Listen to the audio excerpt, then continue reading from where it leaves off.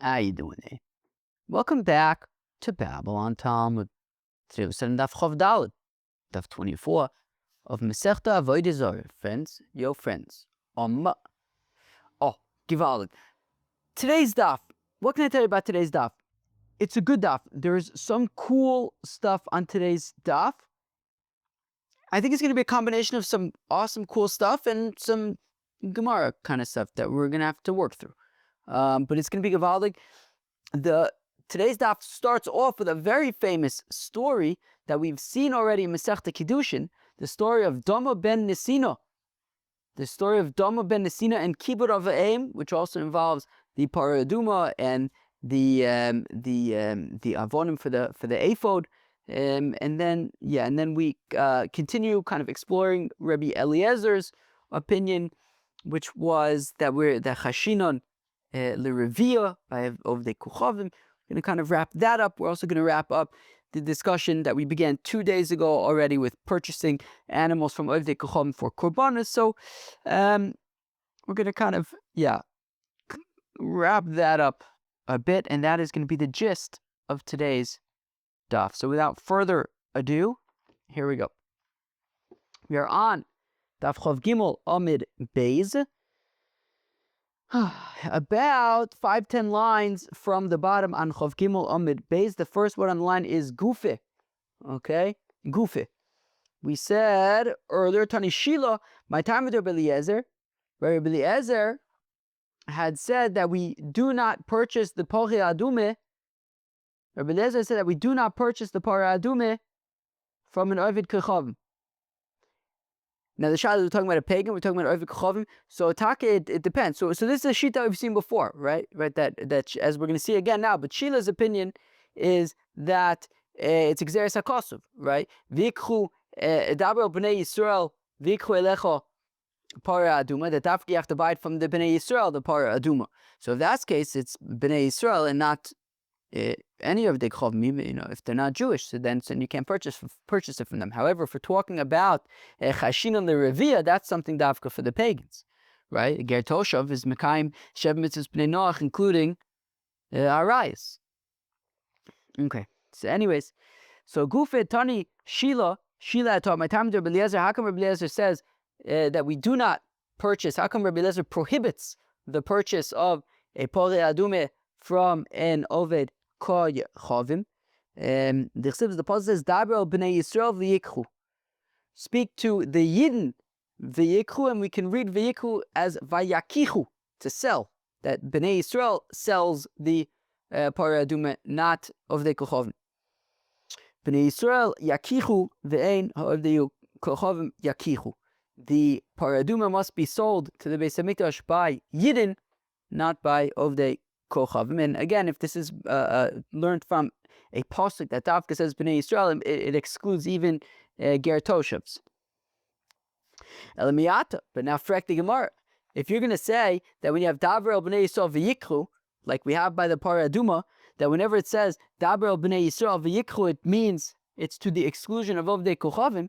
Well, what about the collection for the Mishkan? Right, when they were constructing the Mishkan, so they collected money from all the people. It says, what does it say? Right,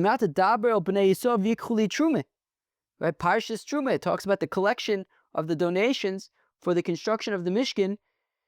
In the Midbar, it says, Daber el b'nei Yisrael v'yikru.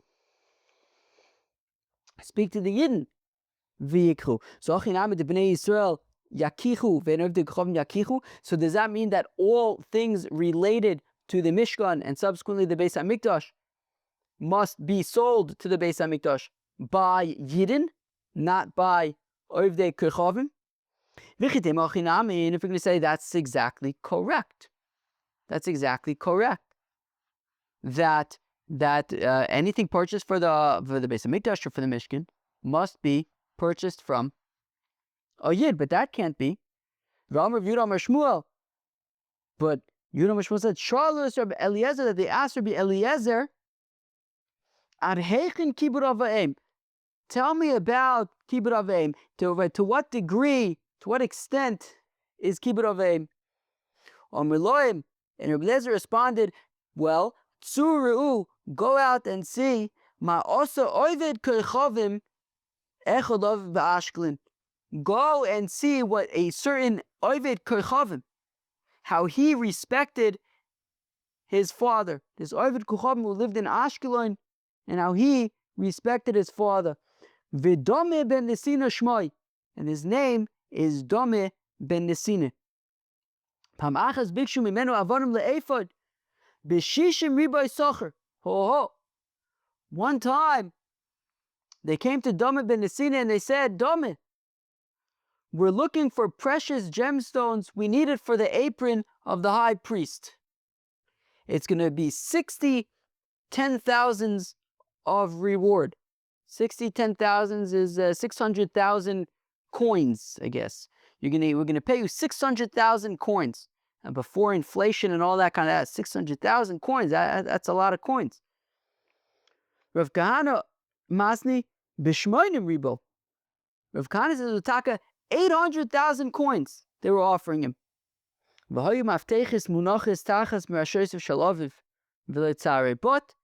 his father was resting. It was the afternoon, between 2 and 4, and he was taking his schnatz. He was resting. And Dama did not go in to wake his father, and sat and forfeited lots and lots of coins, so as not to wake his father and to let his father shluf. So what do we see? Okay, we see, the extent of the kibbud of the aim, that Dama Nesina was an excellent kibbud of the aim role model. But what do we also see in the story? We see that the representatives of the Gizber, I guess, or of the Beis HaMikdash, came to an Oived Kerchavim, came to Dama ben Nesina in search of stones to be used in the Beis HaMikdash for the apron of the high priest. So we see, and they were buying it from him. So we see that apparently Ovdei Kochavim can sell things to the Beis HaMikdash. So the Gemara answers by saying, well, Abnei Shoyim Ifsika Inin. Right? Let's see if I get this right by heart. If you at the beginning of Parshas Truma starts, right, Dama b'nei Yisrael v'yikru.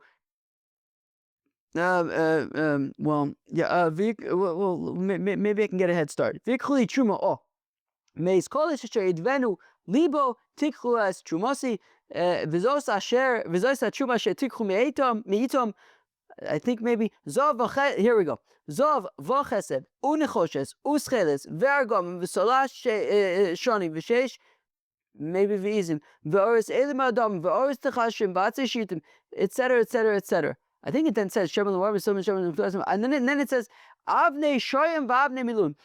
Why was I saying all these things? Hopefully, somewhat correctly. Because the point is that there's a vav between each thing, right? Zav, vachesef, unechoshes, uscheles, ve'argom, v'solashani, etc., etc., etc., etc., etc., etc. So, but then when it gets to the avnei shoyim va'avnei milum la'ephod v'lachoishen, it just says avnei shoyim without a vav. So we want to say that when it gets to avnei shoyim and simply says avnei shoyim without the vav, it's to sort of create a wedge between the Dabra b'nei Yisrael v'yikru and the stones for the ephod, i.e., that the requirement of purchasing from the Yidden, it does not apply to the stones for the ephod. Okay, so therefore, Sheila is saying that when it comes to the Para Aduma, Rabbi Eliezer requires it to be purchased from a Yid because it says Dabu b'nei Yisrael v'yikru. And then and Sheila would similarly say that by the Beis HaMikdash as well, things would have to be purchased from a Yid. What about the fact that we see in the story that they were purchasing the stones for the ephod from an Oved Kechavim? Well, because the Gezeres says Avnei Shoyim without the Vav, it separates the requirement for when it comes to Avnei Shoyim. You don't need that to come from Yidden. However, Frag die Gemara, ve'avne miluim ksiv dehader arve. However, it says avne shoyam ve'avne miluim. So you get that vav. The vav returns. The return of the vav. The return of the vav. The vav returns in order to bring the whole Inyan back into the fold, back into the requirement that it be purchased from a yid, right? So again, if you have this whole v'yikchu, davar b'nei Yisrael v'yikchu, then it should apply also to the ephod. So then, if that's the case, then why were they purchasing it from Dama, the stones from Dama ben Nesina? Ve'od, and another kasha. Katani Seifa, now the plot thickens. Because what does it say after that? Dama ben Nesina was a big tzaddik. He didn't wake up his father. He forfeited major profits. And it says that Lashona Acheres Nol Daloi Pare Aduma Ve'idroi. And what happened 1 year later as a reward for his virtuous deeds? A Pare Adume was born to his flock. He was zoicha that a Pare Aduma was born. So now the plot thickens. Nichnusu Chachmei Yisrael Etzlo, and the Chachamim came once again to Dama ben Nesina. This time they were looking to purchase a Pare Aduma. Omer Loim, and Dama ben Nesina says to them, Yodea ani bochem, I know, Shem ani mevakesh mikem kol mamin sheba olam. I can ask for whatever I want. 1,000,000 coins. Atem nosen li, you will give it to me because you need this red heifer. I know that I can name my price. Achshov eini mevakesh mikem elo osomomin she'efsadti bishvil abba. He says, however, I'm not going to say anything ridiculous. All I'm going to say is that, you had offered me a great price for the stones for the ephod. I forfeited that price out of respect for my father. I just ask for that price, not more than what you were already going to offer and that I missed out on. That is my price. It's fine. So what new? So what's the shaila? What's the shaila? The shaila is that the plot thickens. Why does the plot thicken? I don't think it is dafka akasha on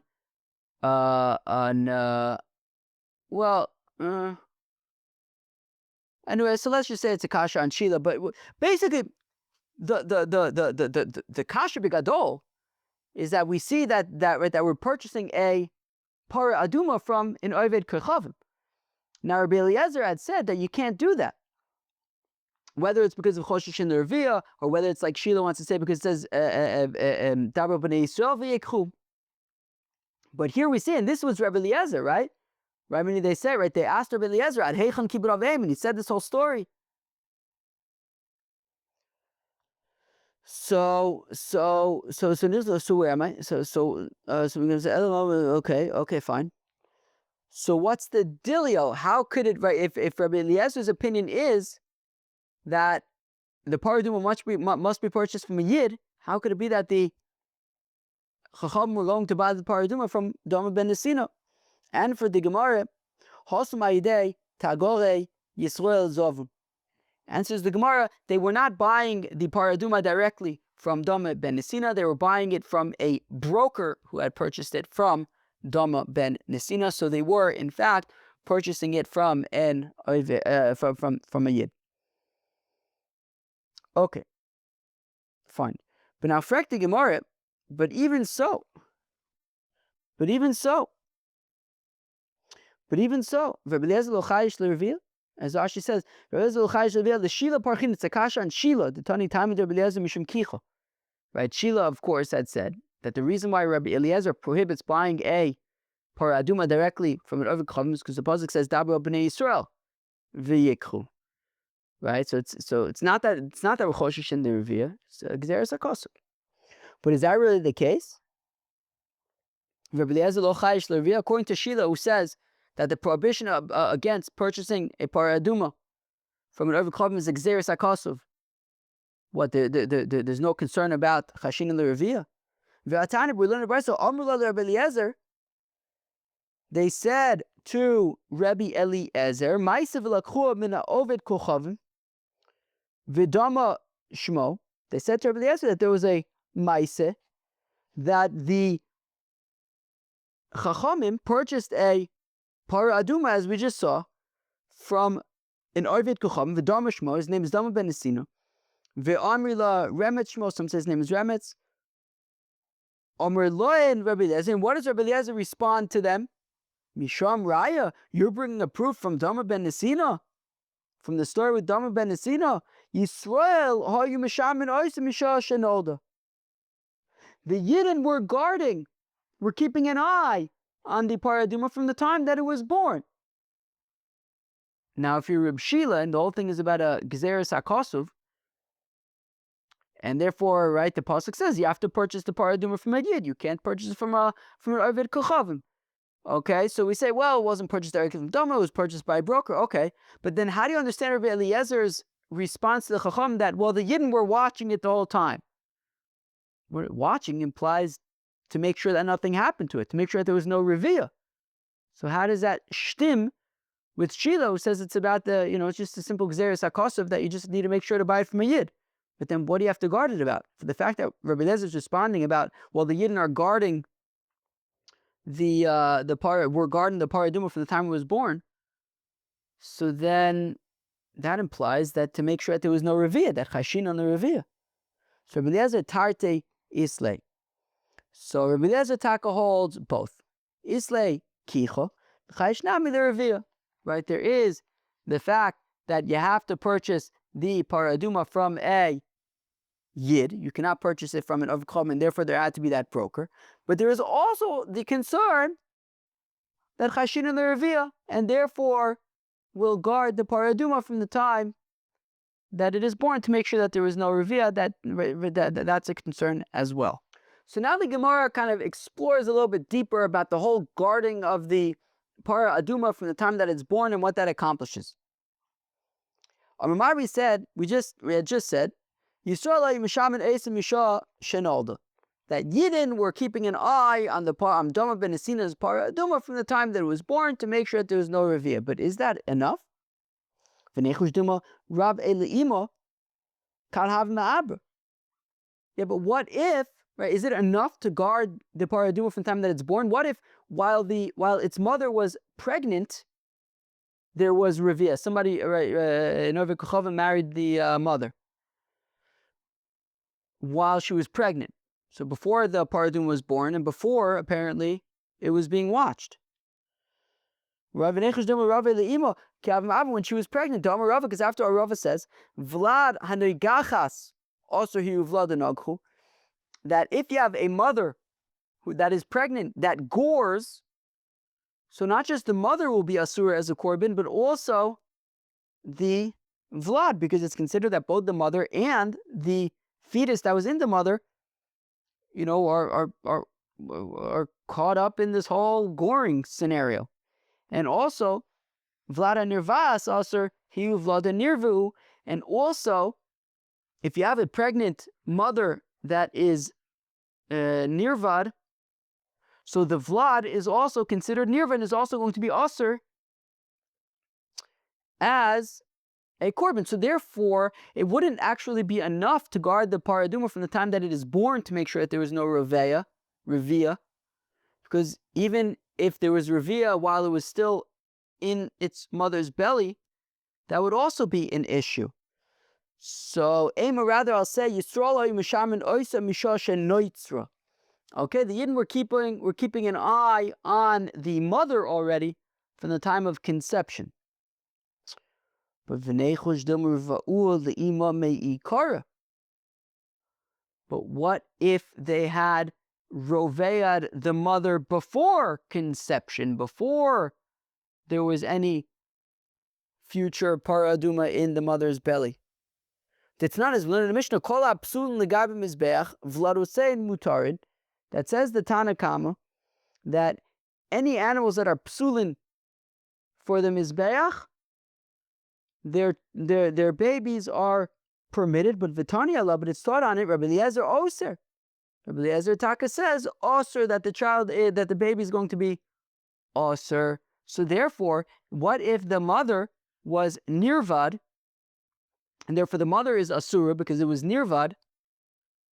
So then the baby would also be osir. The baby paraduma would also be osir. So it's not enough to guard the mother from the time of conception. I mean, even if it was roved before then, it could be an issue. So okay,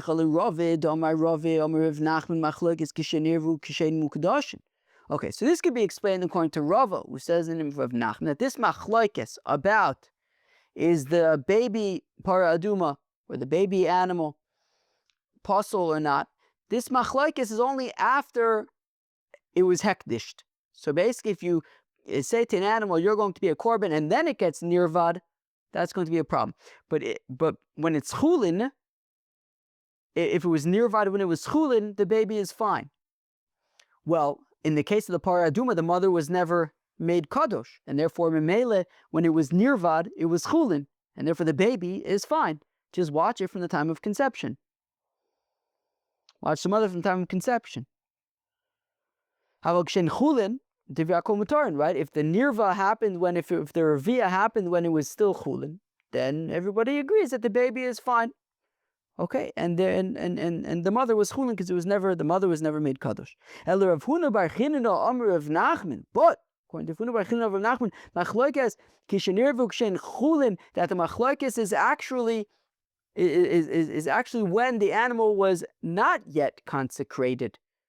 That is where the Tanakama says that the animal is mutter, and Rabbi Eliezer says that the babies are mutter, and Rabbi Eliezer says osir. Havakshen mukudashin divakol asurin. But after, if the revia happens post hekdish, then everybody agrees that the baby is possible. But if that's the case, then shouldn't we be concerned that in the case of the para aduma, right? According to Rav Huna bar Chinina,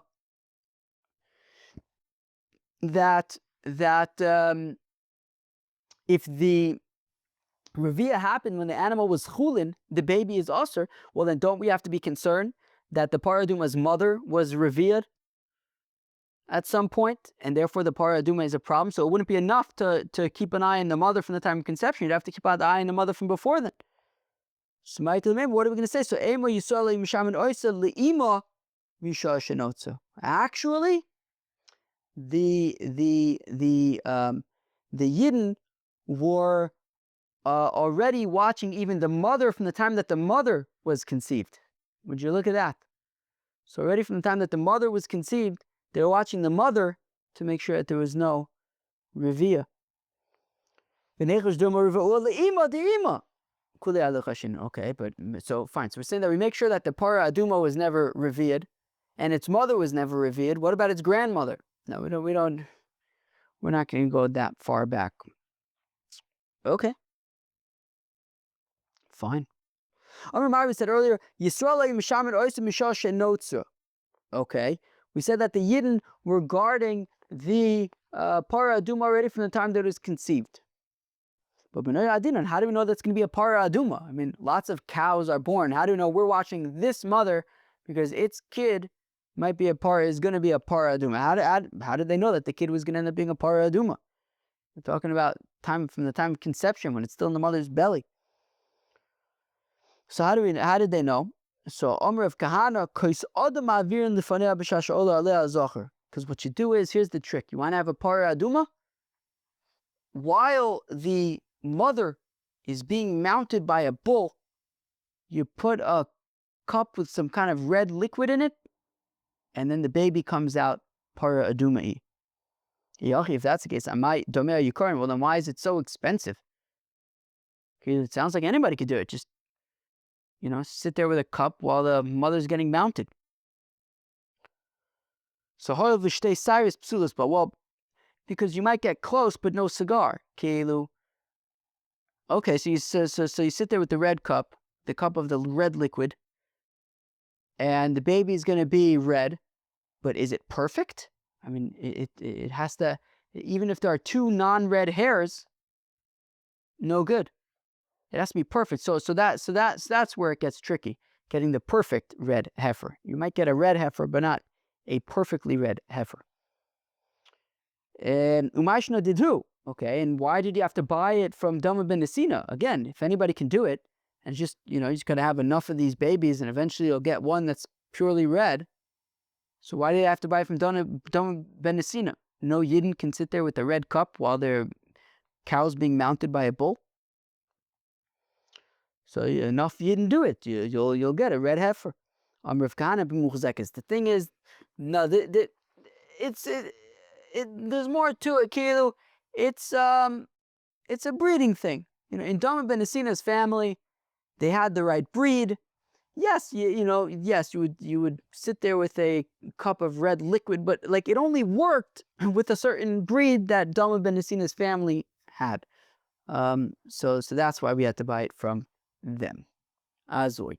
Yosef, Rav Ami, Rabbi Yitzchak Nafcha killed Rabbi Yitzchak Nafcha. Rabbi Ami and Rabbi Yitzchak Nafcha were sitting on Rabbi Yitzchak Nafcha's porch. Gewaldig. One of them said thus. We had seen this. You've seen this before. And just like Rabbi Eliezer says that Chayshinan l'Revia by Para Aduma, so also he would say this by all korbanos, that you can't, that you don't purchase a animal from Avodah Kuchavim for korbanos in general, because Chayshinan l'Revia. And then the other one, either Rabbi Amir or Rabbi Nafcha, whoever the other one is, said, "My osivule chavroi Rabbi Eliezer." And what did the Chacham respond to Rabbi Eliezer? Koltzon kater yikov tzulach v'gomer. That the pasuk says in Yeshaya that all of the sheep of the Ishmaelites will be gathered to you. Yalu al ratzon mizbechi, and they will be offered on the base on the temple, on the altar. So we see that koltzon kater, that the animals of the Kuchavim will be offered, and we're not concerned about Revia apparently.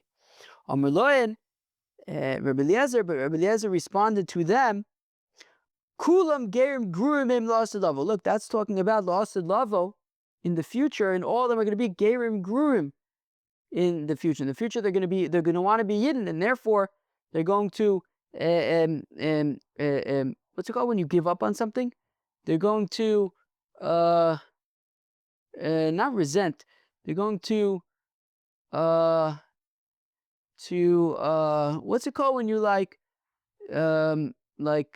give up on like a belief or something? I don't know. They're going to give up on marrying animals. They're not going to want to do that anymore. They're going to I can't remember. Anyways, so kulam gerim gruim and la'asad lavo. They're all going to be gerim gruim, and they're not going to be marrying their animals anymore. Right now, pasuk is la'asad lavo. Rav Yosef Mikra. Rav Yosef says, where do we have renounce? They're going to renounce marriage, right? Animal-human marriages. Rav Yosef Mikra. Where do we have a pasuk for this? Kiz oz epoich el amim sofer bura v'gomer. Right. The pasuk says, where's this pasuk? In Tzfanya. It says, Ki oz epoch el amim, the pasuk el amim sofer bura. Everyone's going to have this clear language. Likroy kulam b'shem Hashem. They're all going to call out in the name of God. La'avdo shechem echad. They're all going to serve their Rabban Shalom. It's going to be mamash gaval. So Amalei Abai, but Abai says to Rav Yosef, "V'dilma me avodas kuchavim hu de haderbu." Abai suggests, wait, but maybe they only renounced avodah zarah. They're not going to bow down to Getchkes anymore. But the animals, the marriage, maybe that's still going to be a thing. So Amalei Rav Yosef responds to Abai, "La'avdo shechem echad ksiv." No, it says that they're going to all serve God together. I guess with like good intentions or whatever, and okay, they're going to be erlicha wannabe yidden, right? Because I think we won't actually necessarily accept them as yidden, but they're gonna want to be yidden, and therefore they're going to renounce their marriages with their animals. Givaldik. So Rav Papa Masniachi. So that's how Rav Papa explains the story with Rabbi Amir, Yitzchak Nafcha. One of them said this, the other one said that. Now there is another version. Rav Zvid Masniach. Rav Zvid explains it in the following way, very similar, just differences about who's saying what. V'tarvayu amre, both of them said together. V'chein ha'ei Rabbi Eliezer posel b'chol ha'korbanos. That Rabbi Eliezer would similarly be posel by all sacrifices. He would say you have to buy it from a yid, the animal from a yid. V'tarvayu amre, and they both said umayosivu le chaver Rabbi Eliezer. And what did the Chacham respond to Rabbi Eliezer? Kol tzon keder yikavtzu lach v'gomer. They quoted the pasuk of Kol tzon keder, right? Yalu al rotzin mizbechi. Rabbi Eliezer says, "Kulam girim grurim la'asud lavo." Rabbi Eliezer responds, "Yeah, but that's in the future, and all of them are going to want to follow the halachas in the future, and they're not going to be with their animals anymore." Where do we have a pasuk? As epoch alabim sofa brura likra kulam b'shem Hashem maskif lo of Yosef. Then if Yosef has sakash v'dumam me'avodas kocham mudadri. So in the previous version, Abaye asked this kasha against Rav Yosef, who had quoted the pasuk of Az Epoch Lamim, but here it's Rav Yosef asking the question about maybe they only renounced Avodah Zarah, but they were still marrying their animals. So Amalei Abaye, and then Abaye responds to Rav Yosef, La'avdo Shchem Echad Ksiv. Yeah, but it says La'avdo Shchem Echad, that I guess they're going to be kind of ehrlich, and it's going to be gewaltig. Okay. Now, Meisve. We have some kashas on Rabbi Eliezer, right? Rabbi Eliezer had said that we don't bring korbanos from animals purchased from Ovdei Kechavim. However, what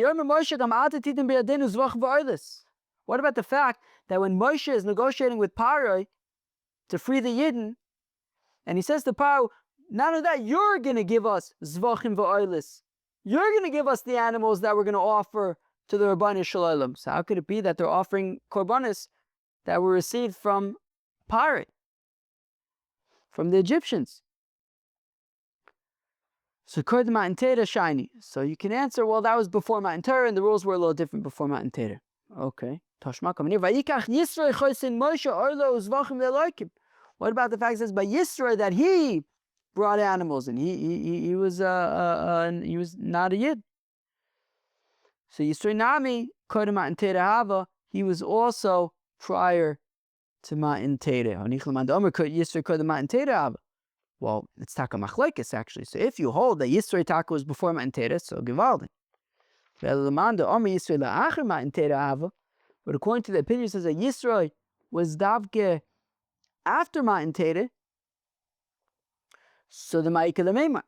So how could it be that post Matan Torah you're going to have an Ovdei Kechavim offering korbanos? Right, korbanos coming from Ovdei Kechavim. So the Yisroi Misol Zavin. Well, you could say, according to Rabbi Eliezer, who has this requirement to buy an animal for a korban from a Yid, well, Yisroi Poshet bought the animals from a Yid. Okay. Tashma, come in here.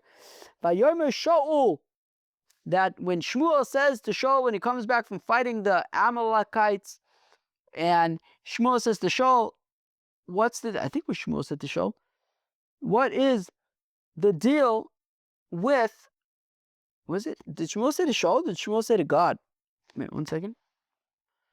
Right, it was Samuel saying to Saul, right, not God saying to Saul. Okay, so Samuel says to Saul, what's the deal with all of the animals? You were supposed to kill everything. So Vayomer Shaul, so Saul responds, I brought him back from the Amalek people, that the nation had Rachmanis, had pity on the choicest of all the sheep and the cattle,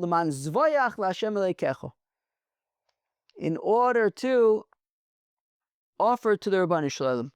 So we see that Shaul was ready to offer animals from Ovdei Kechavim.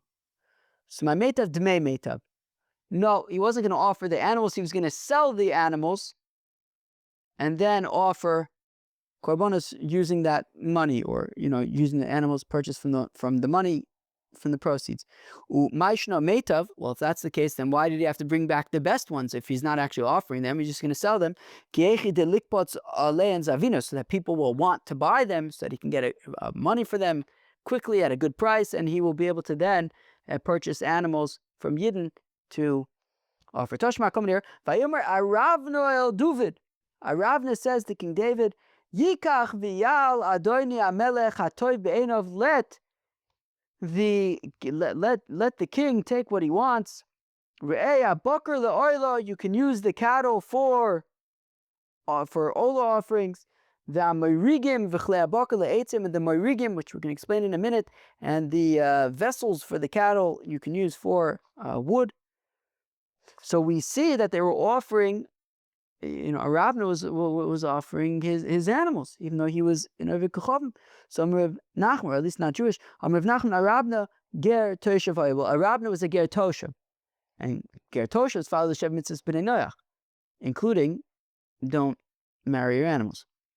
So therefore, that was not a concern. My morigim, what are these morigim? Ula mata shel tarvil. Says Ula, it's a mata shel tarvil. My mata shel tarvil. Isa de kurkisa de daishan. It is a, what was it? Goat's teeth or something that is used for threshing. It's some kind of like Amar Yosef. So some kind of like like toothed kind of. It was used for threshing. Some kind of like thing with like blades and stuff, and you would thresh with it. Exciting times. Amar Yosef Ma'kra hine samtich the murag charetz chadash. I've placed you like a new morag, a new goat teeth thing, thresher, balpifios, with lots of sharp edges, tadesharim v'sadok, ugros kamots tosim, and you're gonna like thresh mountains and make hills like chaff. Okay, well that is the pasuk. Mezav is aparos helu ola la Hashem. What about the fact that after the Plishtim captured the Aron from Eli, and then they had it for a bit, and then they wanted to send it back, so they like sent it back with these cows that were they put on a cart, and these cows kind of schlepped were schlepping it, and then when it came back to Beit Shemesh, to Eretz Yisrael, they offered the cows as olas, but those cows came from the Plishtim. Hara Shahai. Well, that was unique. That was like a whole miraculous thing, like the cows came by themselves, and they had babies where they came from, but they left the babies and they walked straight to Eretz Yisrael. Like that was kind of like a whole miraculous kind of thing. And this taka makes sense to say it was a miraculous thing. To ilote, if you don't say like this, ola nekeva miika. You don't bring korban olas from female animals. And here we're talking about cows, not bulls. Well, my kusha, what's the question? Dilma bomas yochid. Well, that's actually not really such a question because, maybe they were just not offering it in the Mishkan. They were offering it on a personal altar, right? At certain times in our history, personal altars were allowed. And on a personal altar, you can offer a female animal. How do you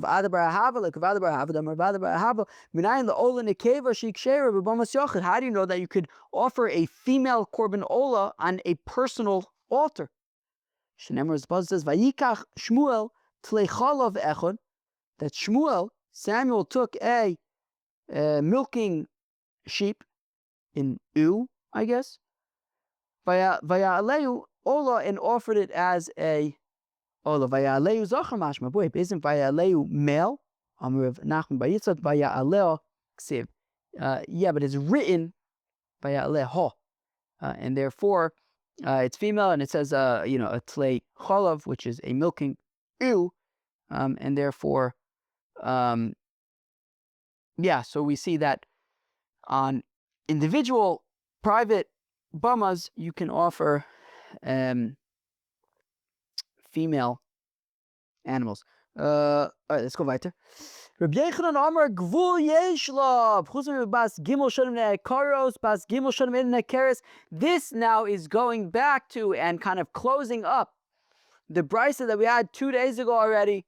That brisa we've been discussing for the past 2 days. The brisa that says that you can purchase animals, right? The brisa that Rabbi Eliezer disagrees with, but that you can purchase animals from Ovdei Kochavim to be used as korbanis, because Ovdei Kochavim chosal behemta sheloi te'aker, because we can assume that the Ovdei Kochavim did not marry the animal because the Ovdei Kochavim would not want to make the animal be unable to have children, so you can assume that the Ovdei Kochavim did not marry the animal. The thing is, this concept of when a person marries his animal, the animal is now unable to have children.